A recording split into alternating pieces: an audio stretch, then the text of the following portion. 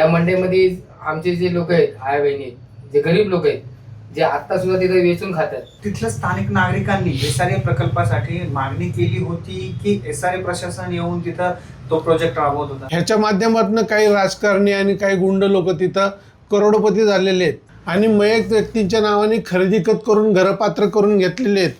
की तिथल्या टाकीमध्ये काहीतरी डुक्कर मरून पडलं होतं. बरोबर बरोबर डुक्कर मरून पडलेले होतं. ती लोक पिलेले ते. नमस्कार, चर्चा विथ अमोलच्या ह्या भागामध्ये आपण आज चर्चा करणार आहोत पुण्यामध्ये चालू असलेला बिल्डरांकडून जो काही SRAचा घाट घालण्यात येतो त्या विषयावर. तर आज ह्या विषयामध्ये आपल्याबरोबर बोलण्यासाठी उपस्थित आहेत बसवराजी सामंत्री, जे मार्केट यार्ड आंबेडकर नगर भागामध्ये सामाजिक कार्यकर्ते आहेत. आपल्याबरोबर दुसरे गनिमी कावा संघटना महाराष्ट्र राज्याचे अध्यक्ष संजय भाऊ वाघमारे.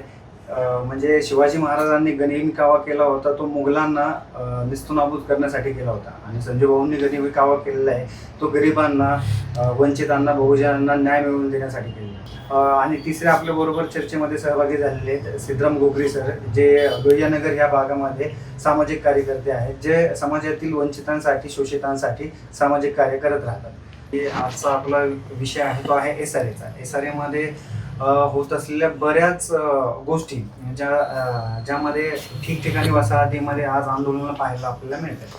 तर ह्याच विषयामध्ये आपण आज जेवढी आपल्याला जमेल तेवढी सखोल चर्चा ह्या विषयामध्ये करणार आहोत. झोपडपट्टी भागातील लोकांची आर्थिक परिस्थिती सोसायटीमध्ये जाणे इतपत सक्षम असते का?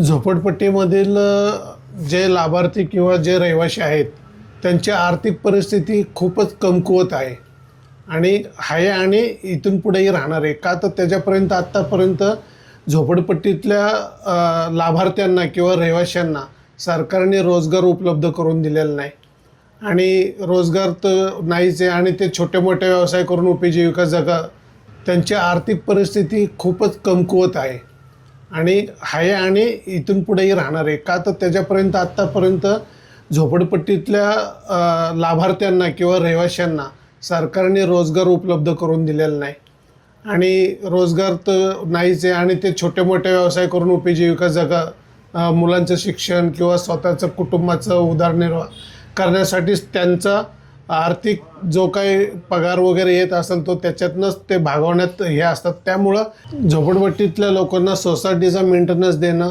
योग्य वाटत नाही असं मला वाटतं. झोपडपट्ट्यांमध्ये जे सकाळचे कचरा घ्यायला येणारे महिला असतात त्यांचा महिना असतो 60 रुपये का 70 रुपये. अक्षरशः ती लोक ते 60-70 रुपये सुद्धा देऊ शकत नाहीत आणि देतही नाहीत. महिन्याचे मासिक देऊ शकत नाहीत. म्हणजे ही परिस्थिती आहे. जी लोक 60-70 रुपये देऊ शकत नाही आहे, तुम्ही त्यांना महिन्याचा 2000चे जो मेंटेनन्स तुम्ही सांगताय तो तर मेंटेनन्स परवडणारच नाही आहे. मुळात तुम्ही यांची मानसिकताच अजून तयार नाही केलेली.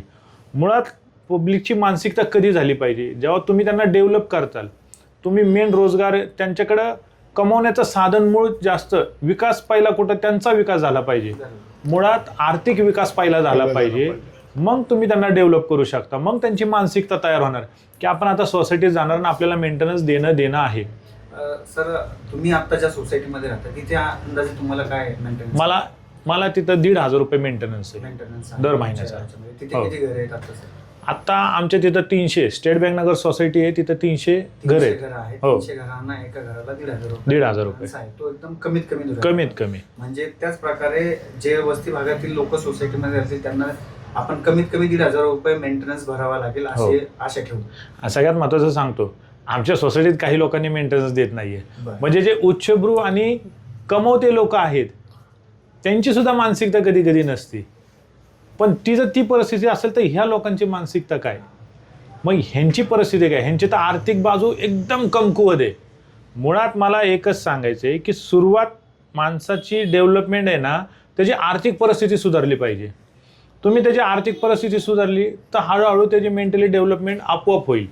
आंबेडकर नगर हे असं ठिकाण आहे मार्केट यार्डमध्ये, हे अशा खंड्यामध्ये जे मार्केट आहे त्या ठिकाणी आमचं वास्तू आहे आणि त्या ठिकाणी आमचे जे गोरगरीब लोक राहतात ते अक्षरशः त्या मंडईच्या भरोश्यावर आहे. त्या मंडईमध्ये आमचे जे लोक आहेत, आया बहिणी आहेत, जे गरीब लोक आहेत, जे आत्ता सुद्धा तिथे वेचून खातात. तर अशी परिस्थिती आहे की ज्या वेळेस ते तिकडे कामाला जातात तर ते संध्याकाळी घरी खातात. त्यामुळे जे काही सोसायटीचा मेंटेनन्स आहे हा तर त्यांना लांब पर्यंत त्यांना काहीच अनुभव पण नाही आणि शक्यच नाही. शक्य नाही. पुढचा प्रश्न राहील तुम्हाला की चाळ एरियामध्ये SRA करण्याची गरज असते का? आता चाळ एरियामध्ये म्हणजे असं समजा आपलं अप्पर सारखं ठिकाण आहे, तर आता लक्ष्मीनगरचा आपण विषय बघितला. लक्ष्मीनगरच्या एरियामध्ये पक्की घरं आहेत, 3-3 मजल्यांची घरं आहेत, तिथं त्यांना भाडं चांगलं येतं, तिथं रस्ते चांगलेले आहेत. मग SRA प्रशासनाला असं का वाटलं की इथं SRA राबवता येते की इथं SRA राबवत?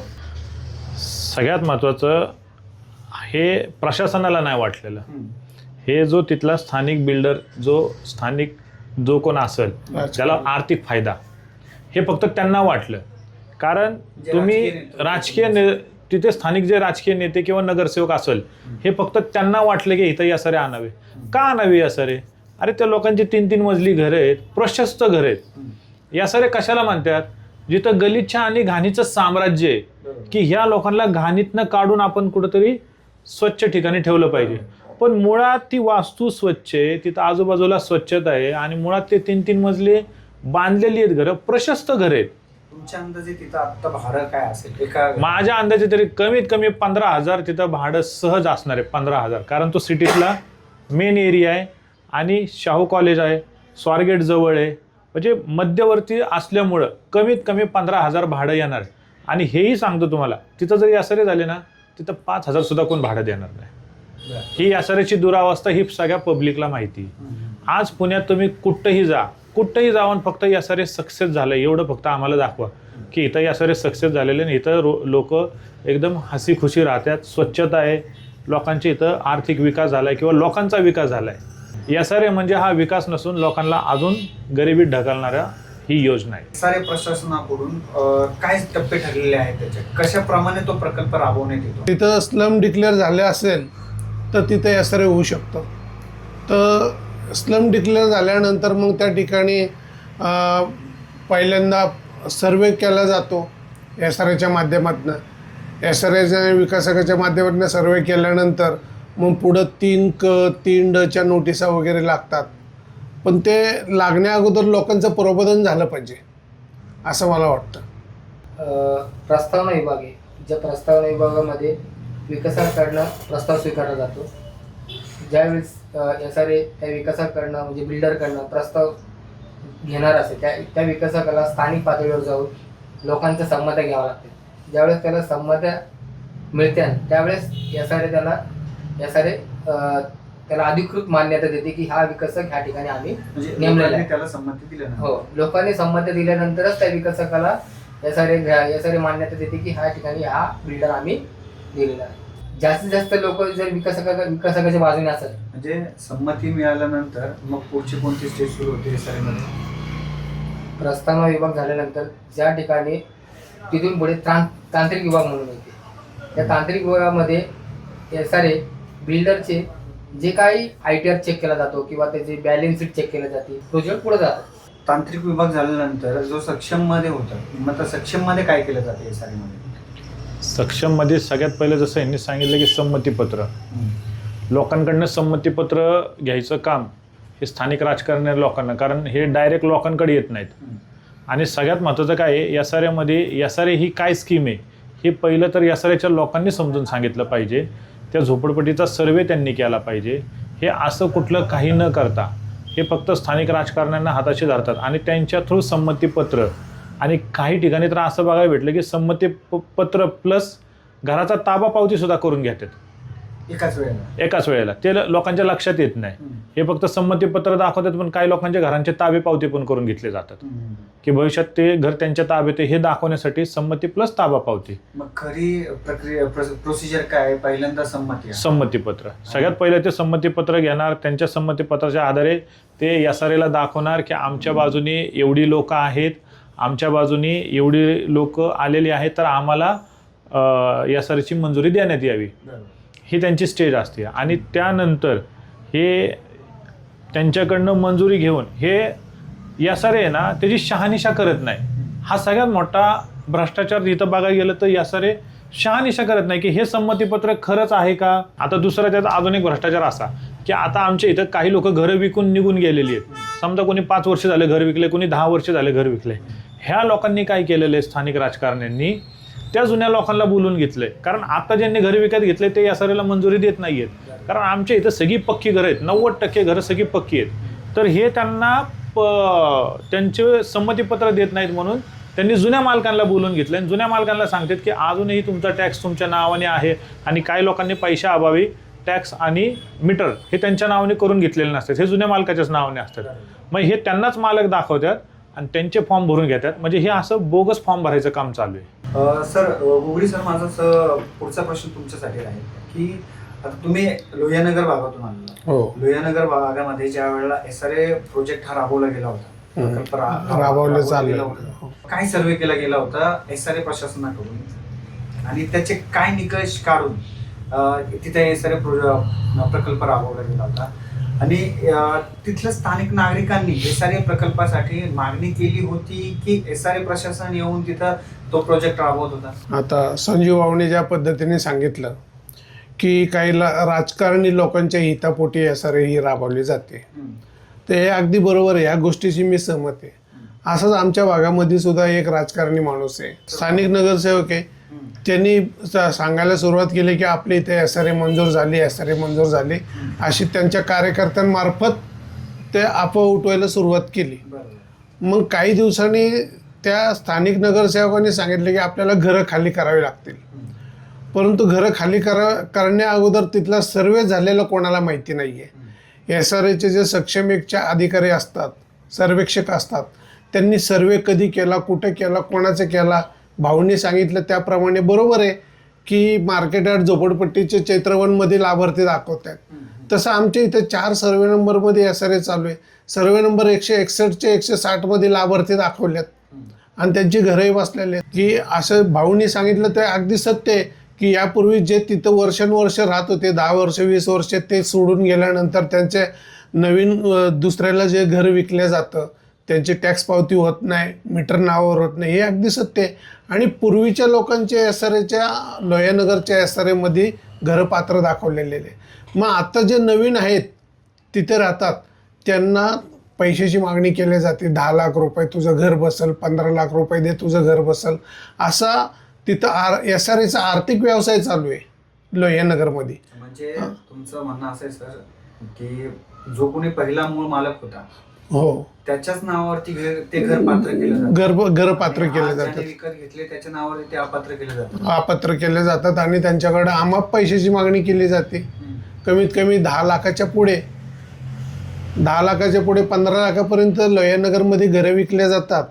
आणि हे विकलेल्या घरांचे आमच्याकडे पुरावे सुद्धा आहेत. त्या संबंधित आम्ही पोलीस कमिशनर आणि SRA प्रशासनाला याच्यामध्ये ज्याचं घर आहे त्याच्याकडूनच ही मागणी केली जाते. इतर कोणाला त्यामध्ये घर घ्यायचं असेल त्याच्याकडून हा व्यवहार, इतर लोकांकडनं सुद्धा हा व्यवहार केला जातो. घरं बळकवली जातात आणि आता तो स्थानिक तिथं जो राहतो, नवीन म्हणजे 10 वर्षापूर्वी 15 वर्षापूर्वी जो राहतो, पूर्वीपासून राहतो, त्याच्याकडेही तुझं घर अपात्र आहे, तुला अपात्र पात्र करण्यासाठी तुला एवढं खर्च करावे लागेल. ह्या पद्धतीचं तिथं लोहियानगरमध्ये व्यवसाय चालू आहे आणि झालेला आहे. ह्याच्या माध्यमातून काही राजकारणी आणि काही गुंड लोक तिथं करोडपती झालेले आहेत. ह्या माध्यमातून मूळ लाभार्थी आहे तिथंच राहतो, मूळ लाभार्थीला घरापासून वंचित ठेवलं जातं. ते नाही झालं पाहिजे. SRA झाली तर मूळ लाभार्थ्यांना लाभ भेटला पाहिजे ना. ज्यांनी 15-20 वर्षापूर्वी घर विकलेले त्याला लाभ कशासाठी? तो कुठेतरी सोसायटीत राहतो आणि त्याला तिथं घर अलॉट केलं जातं, मग तेही घर विकले जातं आणि ह्याच्याकडनंही पैसे घेतले जातात. अशा पद्धतीचं SRAचं लोहियानगरमध्ये झालं नाही पाहिजे. ह्याच्यातनं प्रशासन बदनाम होते. राज्य शासनाने मशाल ह्या संस्थेला काम दिलं होतं की सगळ्या झोपडपट्टीचा सर्वे करून किती झोपडी, कुठल्या एरियात किती झोपड्या आणि त्यांची संख्या काय. SRAने एक थर्ड पार्टी निवडली होती झोपड्यांचा सर्वे करण्यासाठी. हो, थर्ड पार्टी निवडली ती मशाल सर्वे.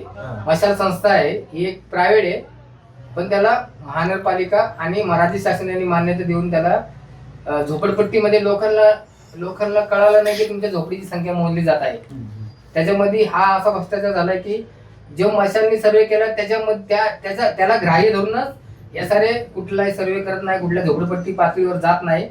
मशाल ही प्रायव्हेट संस्था आहे, त्यांनी जे सांगत की ह्या गल्लीमध्ये एवढे घर आहेत, ह्या चाळीमध्ये एवढे घर आहेत, किंवा ह्या वस्तीमध्ये ते एवढे मंडळ आहेत, एवढे प्रार्थना स्थळ आहेत, मस्जिद आहेत, त्या मशालच्या आधारेच राज्य शासन लोकांवर हे SRAचे जे नियम आहेत ते लागतात. की आता चैत्रपण वसाहतमध्ये SRA प्रकल्प राबवण्यात येत आहे, तर तिथं आता तुम्ही आंदोलन उभा केलेले, नागरिकांनी तुम्हाला भरघोस साथ दिलेली आहे. मग आता हे नागरिकांच्या मुळात मागण्या काय आहेत? कशासाठी हे आंदोलन चालू आहे? नागरिकांच्या मुळात मागण्या काय आहे? आमचा स्थानिक नगरसेवक नागरिकांना काय सांगतो, मी तुम्हाला 30-30 लाखाची घरं देतो. 30-30 मुळात ह्या SRAच्या घरांना जर बघायला गेलं तर SRAचं घर म्हणजे हे थोडक्यात सरकारी भाड्याचं घर समजावं लागेल. कारण SRAमध्ये तुम्ही 10 वर्ष घर विकू शकत नाही, SRAमध्ये तुम्ही 10 वर्ष घर भाड्याने देऊ शकत नाही, SRAमध्ये तुम्हाला कंपल्सरी त्या घरात राहावं लागतं. तुमच्या व्यतिरिक्त तुम्ही दुसरं कोणाला तिथं हे काही करू शकत नाही. तर आमच्या नागरिकांचं म्हणणं काय आहे की बाबा आम्ही आजूबाजूच्या परिसराची शहानिशा केलेली आहे SRAच्या, इतकी बेकार आणि भयानक अवस्था आहे की आम्ही जो आत्ता राहतो चैत्रमध्ये, हा आमचा स्वर्ग आहे, आम्हाला ह्या स्वर्गातनं काढून तुम्ही नरकात टाकू नका, असं नागरिकांचं स्पष्ट म्हणणं आहे. त्या दुसरी गोष्ट, काही आमच्या नागरिकांच्या एक भावना आहेत की ह्या घराशी आमची नाळ जुळलेली आहे, ती नाळ तुम्ही तोडू नका. की आमचा संघर्षमय, समजा माझ्या आईबापांनी संघर्षमय प्रवास करून आज हे घर बांधलेले, म्हणजे आमच्या संघर्षाचं प्रतीक आहे. बरं, आमची वस्ती ही अशी गलिच्छ नाही आहे किंवा एकदम असं घाणेरडं काहीतरी लय रोगराई पसरल असंही काय नाही आहे. तुम्ही आमच्या चैत्रपणामध्ये फिरून बघा, तुम्हाला घाण दिसते तर मी म्हणाल ती पैंज हरण. घाण हा प्रकारच नाही आहे आमच्या इथं. आणि मुळात आमची घरं लोकांची 3-3 मजली एकदम प्रशस्त बांधलेली घरं आहेत. आमचा स्थानिक नगरसेवक त्याच्या ऑफिसला हे संमतीपत्र भरून घेतोय की, आणि त्यांना काहींना दबावपोटी घेतोय, काहींना घाबरून घेतोय, काहींना लालच देतोय की तुम्हाला तुमचं जर घरात 2 भावं असतील, तुमच्या घरात 3 भावं असतील तर मी तुम्हाला 3 फ्लॅट देतो, तुमच्या घरात जर 2 भावं असतील तर मी तुम्हाला 2 फ्लॅट देतो, तुमच्या घरात जर 4 भावं असतील तर मी तुम्हाला 4 फ्लॅट देतो. आता मला एक सांगा, आमच्या चैत्रबनला 794 झोपडपट्टी दाखवलेली, 4-4.5 एकर पूर्ण एरिया आहे. आत्ताचे एक SRAचा नियम आत्ताच एक लागू झालेला आहे की 100% पैकी 35% जागा ही रिकामी ठेवायची. आता तुम्ही मला सांगा, जर समजा आज आमच्या इथं 4.5 एकर 4 एकरमध्ये ती जागा असेल, त्यातली 35% आपण वजा केली, राहिली 65%. त्या 65%मध्ये हा नगरसेवक सगळ्यांना सांगतो की मी तुम्हाला 4 फ्लॅट देतो, 2 फ्लॅट देतो, 3 फ्लॅट देतो. अशी जर यांची एवढी संख्या जर आपण गिनती धरली तर ते फ्लॅट होणार किती, तुम्ही देणार किती लोकांना? बरं, तुम्ही हे जे लोकांना लालच दाखवता हे पूर्णपणे खोटं आहे, हे नागरिकांच्याही लक्षात येते. मला सांगा, त्यांनी फक्त SRAच्या कुठल्या अशा नियमामध्ये दाखवू द्या की SRAमध्ये झोपडपट्टी धारक जर एक असेल तर त्याला 2 फ्लॅट SRA देणार. त्यांनी फक्त कुठल्या तरी नियमाखाली त्यांनी आणून दाखवावं, किंवा त्यांनी स्वतः ॲग्रीमेंट करावं नागरिकांसोबत की बाबा रे, माझी जबाबदारी आहे, तुझी 2 भावं आहेत ना, तुझी 3 भावं आहेत ना, हो मी तुला लेखी देतो की मी तुला लेखी SRAमध्ये 3 फ्लॅट देणार आहे, असं लेखी द्यायची त्यांची अजिबात तयारी नाही आहे. मग ह्याचा अर्थ काय आहे? हा जुमला आहे. आता ह्याच्यात तुम्हाला सांगतो, आमचा जो एरिया आहे, जो रोड टच एरिया आहे, तो पूर्णपणे इतका कमर्शियल एरिया आहे ना. हे SRAच्या ह्याच्यात जे दुकानाची आमिष दाखवली जाते की तुम्हाला इथं फ्रंटला ही दुकानं कमीत कमी उद्या जर झाली, SRAच्या बिल्डरने विकायला जाते, हे कमीत कमी 5 कोटीला दुकानं जातील एक दुकान. मग SRA जो आमचा झोपडपट्टी धारक आहे हे त्यांना दुकानं देणार आहेत का? हे नाही देऊ शकत. हा पुढचा तो पॉश एरिया ठेवणार आणि हे सगळे पुढचे विकासक दुकानं विकून टाकणार. आणि ज्या लोकांना आम्हाला सांगितलं जातं की तुम्हाला आम्ही दुकानं देणार, ती दुकानं कुठं असणार? मागच्या साईडला असणार, जो की तिथं त्याचा काही एक संबंध नाही आहे. आणि त्यांच्या दुकानाचे स्क्वेअर फूट किती असणार, हा मेन महत्त्वाचा प्रश्न आहे. आमच्या इथं काही लोकांची दुकानं मोठी मोठी आहेत, काहींचे गोडाऊन आहेत, काहींचे मांडवचे व्यवसाय आहेत. हे त्यांना सांगतात की आम्ही तुम्हाला 4-4 फ्लॅट देऊ. हा खूप मोठा भ्रष्टाचार आहे. SRAमध्ये जो TDR मिळतो, हा TDR कितीतरी किमतीचा विकला जातो. हा TDRचा खूप मोठा काळा बाजार आहे. आणि आज आमच्या इथं आमचा रेडी रेकनर हा खूप जास्त हाय लेवलचा आहे आत्ताच्या काळात. सर्वे नंबर 162 मध्ये 52 लोकांची घरं विकल्या गेलेली आहेत. मग तो ज्याच्या नावावरती पात्र झालेले तो आज बेघर झालेला आहे. बेघर झालेले आहे. आणि ती लोक, माझ्याकडे पुरावे आता इथे की बाबा जे मूळ लाभार्थी आहेत त्यांना घर अलॉट झालेले 8 वर्षापूर्वी. तुम्ही जबाबदारीने बोलताय जेव्हा 100% माझ्याकडे पुरावे आहेत माझ्याकडं. मी पुराव्याशिवाय काय बोलतच नाहीये. आता हे जे प्रतिज्ञापत्र ॲफिडेविट करून दिलंय, हे जे दिलेलं आहे, ह्याचं घर 8 वर्षापूर्वी अलॉट झालेले सर्वे नंबर 162 मध्ये 539 162 त्याला घर भेटलं नाही. ज्या वेळेला आम्ही आवाज उठवला की तुला घर भेटलेले अलॉट झालेले, तू ते घर ताब्यात का नाही घेतलं, मला तर माहीतच नाही. चावी वाटपाला मला बोलावलंच नाही, मला गैरहजर दाखवलंय. मग गैरहजर दाखवलं. आता त्यांनी प्रतिज्ञापत्र तयार करून आम्ही CO साहेबांना भेटलो आणि माननीय नामदार पालकमंत्री अजित पवारांना भेटलो. त्यावेळेला त्यांनी सांगितलं की दिवाळीपर्यंत यांची घरं यांना देऊन टाका. मग आता ते देण्याची प्रोसिजर चालू आहे आमच्या इथे. अशी फसवणूक केल्यानंतर की SRA वरती कोण विश्वास ठेवणार आहे पुणे शहरामध्ये किंवा महाराष्ट्रामध्ये. मग अशा लोकांना, राजकारणी लोकांपासून वंचित ठेवलं पाहिजे या प्रोजेक्टमध्ये. काही गुंड जे आहेत, स्थानिक गुंड ज्यांना काय नियम माहिती नाही, कायदे माहिती नाही, अशा लोकांना SRAने किंवा विकासकांनी काय जवळ करावं. तिथं 52 लोकांना घर मिळालेलं नाही, नाही. पात्र असून सुद्धा. मग हे पुढच्या ह्याच्यामध्ये तुम्ही जो लढा उभा केला होता हो. स्थानिकांनी, पात्र अपात्रित, ज्या वेळेला तुम्हाला कळालं हो की अपात्र पण प्रकार आहे आणि पात्र पण प्रकार आहे, हे पहिले तर तुम्हाला माहित नव्हतं सर. आम्ही सुरुवातीला आम्हाला सगळं त्यामध्ये काय काळाबाजार झाला? त्या सुरुवातीला ज्या झोपडपट्टी निष्कासन करत्यावेळी गोड बोलून त्यांची घरं निष्कासन केले. त्याला SRA मध्ये जाऊन दिले जात नाहीये की तू SRAत गेले तर तुला घर भेटणार नाही. हे तिथल्या राजकारणी लोकांची भाषा दबाव. तुला घर देणारा मी आहे, SRA नाही, विकासक नाही, मी सांगल ती पूर्व दिशा, ह्या पद्धतीने बोललं जातं. म्हणून SRA मधील तिथलं प्रॉपर लाभार्थी कधीच जात नाही. माझं घर पात्र आहे का अपात्र आहे. आत्ता स्कीम पूर्ण व्हायला लागली, घरं ज्या वेळेला ताब्यात द्यायला लागली त्यावेळेला ते म्हणतात की आमचं घर कधी भेटणार, तुला पुढच्या स्कीममध्ये असं म्हटून पुढे ढकललं जातं. अशी फसवणूक होती आहे. आणि ह्या फसवणुकीला प्रशासनसुद्धा तेवढंच जबाबदार आहे. प्रशासन ह्याच्याकडे जातीने लक्ष देत नाही. हे SRAचे जे सर्वेक्षक आहेत ते खूप चुकीचं काम करतायत. आम्ही अनेक वेळा त्यांच्याबद्दल तक्रारीसुद्धा केल्या, परंतु कुठलेही SRAचे CO म्हणा किंवा सक्षम 1चे अधिकारी लक्ष देत नाहीत. आता जसं ईसा मंत्रींच्या इथं बोगस घर दाखवण्यात आलं होतं, तसं तुमच्या इथं झालेले आहेत का काही बोगस? आमच्या इथं मयत व्यक्तींच्या नावाने घरं पात्र झालेले आहेत. मयत व्यक्ती आणि मयत व्यक्तींच्या नावाने खरेदी करून घरं पात्र करून घेतलेले आहेत. ह्याच्यामध्ये जवळजवळ आता मी साहेबांना दाखवलं, एका व्यक्तीच्या कुटुंबाच्या नावाने 34 घरं आहेत एका व्यक्तीच्या. आणि दुसरा जो आहे ती सगळी पात्र आहेत, खोटे खरेदी खत लावलेले आहेत, मयत व्यक्तींच्या नावाने खरेदी खत झालेले आहेत. आणि याच्यामध्ये जो विकासकाचा दुसरा प्रतिनिधी आहे त्याला 13 फ्लॅट अलॉट झालेले आहेत. म्हणजे तुम्ही एका व्यक्तीला 13 देता, बाकीच्या लाभार्थ्यांना एक सुद्धा नाही. ह्याला SRA म्हणायचं का? आज लेकटाऊनमध्ये जावा, जे लोहानगरच्या SRAची परिस्थितीच्या तिथल्या लाभार्थ्यांना विचारा, तुम्ही या ठिकाणी किती वर्षापासून राहताय, कसे राहताय. ते जे ट्रॅन्झिट कॅम्प उभा केलेला आहे तिथे SRAचा ट्रॅन्झिट कॅम्प आहे लेकटाऊनला, तर त्या ठिकाणी खिडक्यांना काचा सुद्धा नाही आहे. ती लोक थंडी, ऊन, वारा सगळे सोसतात. काही बोलायला गेलं की तिथं शिव्या दिल्या जातात.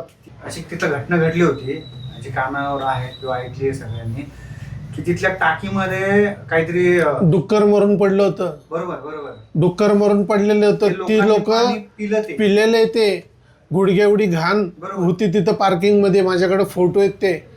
आता ते सगळं दाखवले असते मी. आता ते घरी येते फाईल. ज्या वेळेला आम्ही रवींद्र दंगेकरांची पोटनिवडणूक होती त्यावेळेला सुषमा अंधारे यांनी तो व्हिडिओ व्हायरल केला, ते फोटो व्हायरल केले. त्याच्यानंतर तिथं साफसफाई चालू झाली. म्हणजे एक झोपडपट्टीतल्या माणसाला किती कमी समजायचं, किती साहेबांनी सांगितलं त्याप्रमाणे एकदम झोपडपट्टीतल्या लोकांना डुक्कर पडलेलं पाणी प्यावं लागतं. अशी घाणेरडी परिस्थिती.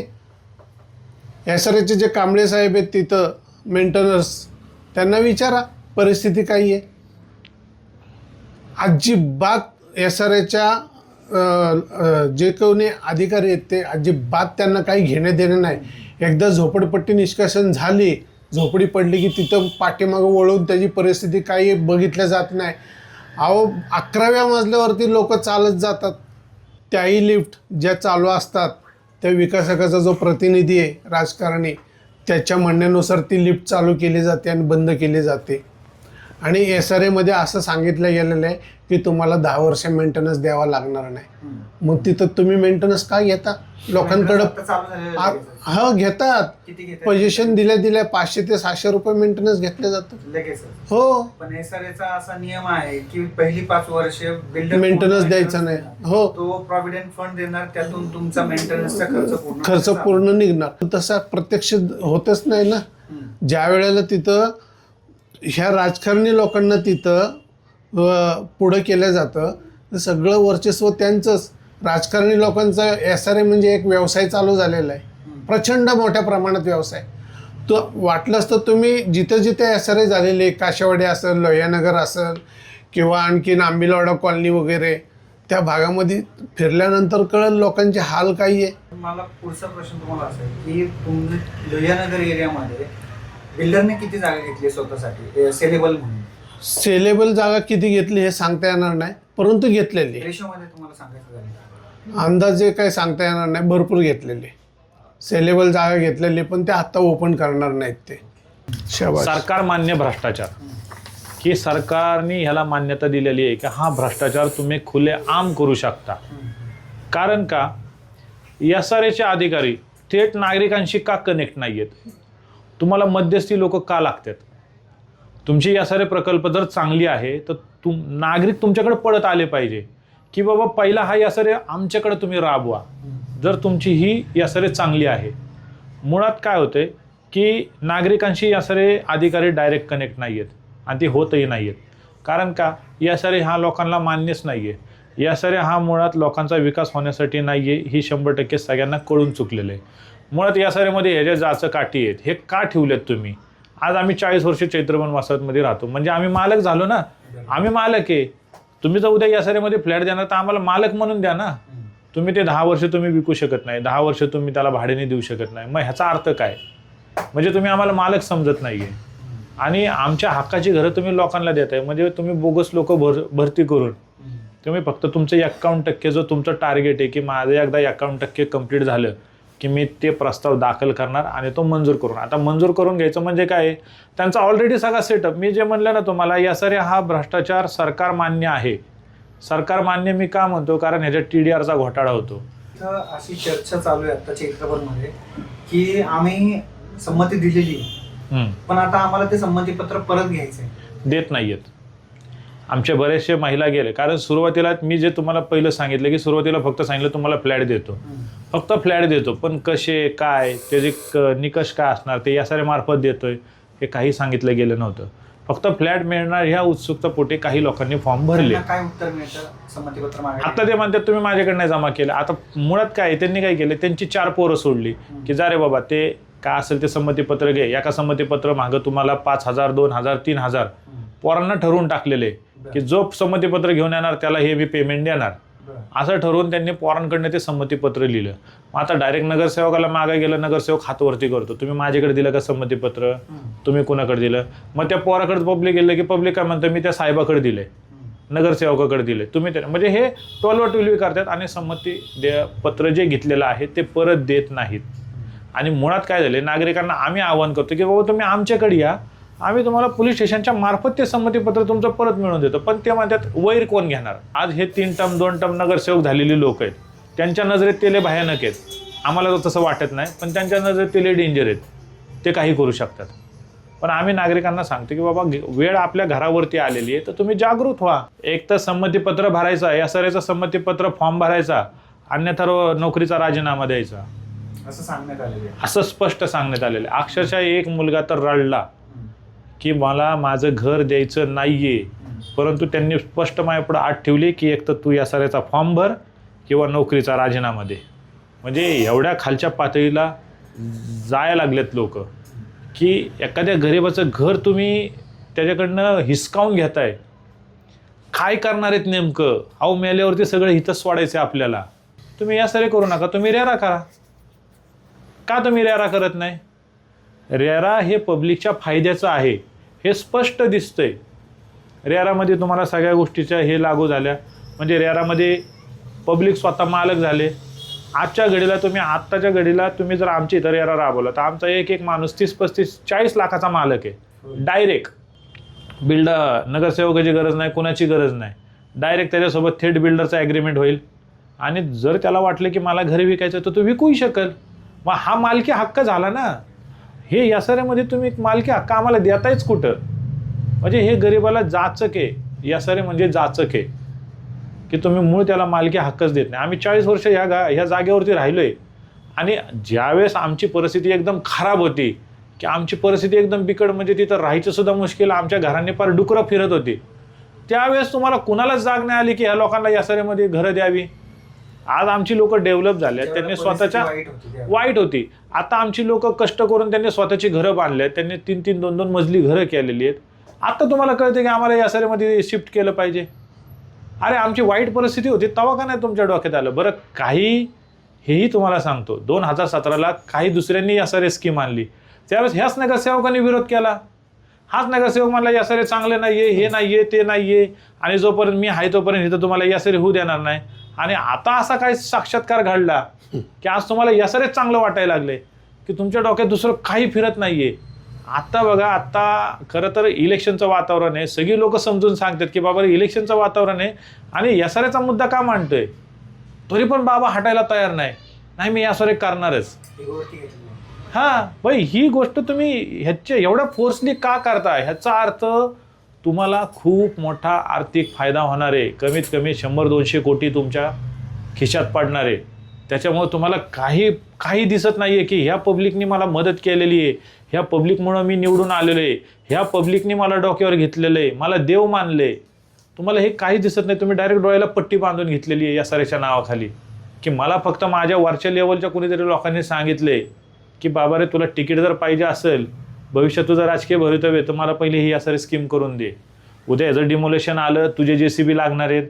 उद्या ह्याचं बांधायचं आलं, तुझे कॉन्ट्रॅक्टर लागणार आहेत. उद्या ते TDRचा काय फायदा असेल त्याला तुलाच मिळणार आहे. म्हणजे तुमचं पॅकेज ऑलरेडी 200-300 कोटीचं रेडी आहे. फक्त तुम्हाला आमची घरं पाडायची वाट बघायची फक्त.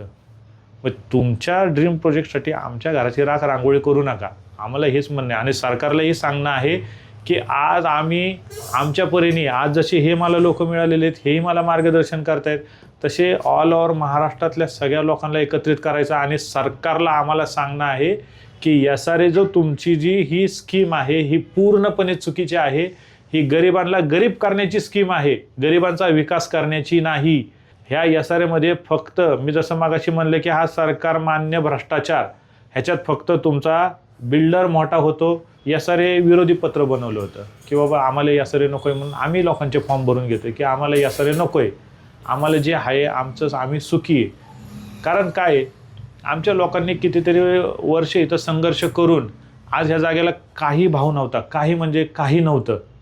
अशा परिस्थितीत आमच्या लोकांनी आज इथं कष्ट करून त्यांच्या कष्टाने त्यांचं घर बांधलं. आणि आजूबाजूला काय झालं आहे, आमच्या आजूबाजूला बिल्डिंगा झाल्यात, आणि अशा बिल्डिंगा झाल्यात की 1.5-2 कोटीचे फ्लॅट येत नसते.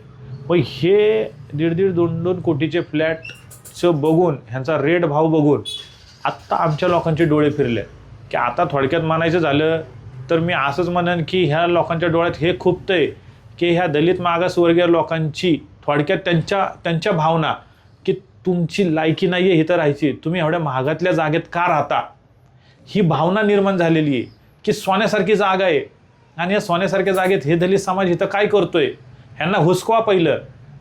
ह्यांच्यामुळं आजूबाजूला त्यांना थोडंसं हे व्हायला लागलं की आजूबाजूचा एरिया एवढा डेव्हलप झाला, एवढे बिल्डिंगा झाल्यात, मग हे ह्या चांगल्या जागेमध्ये का राहतात.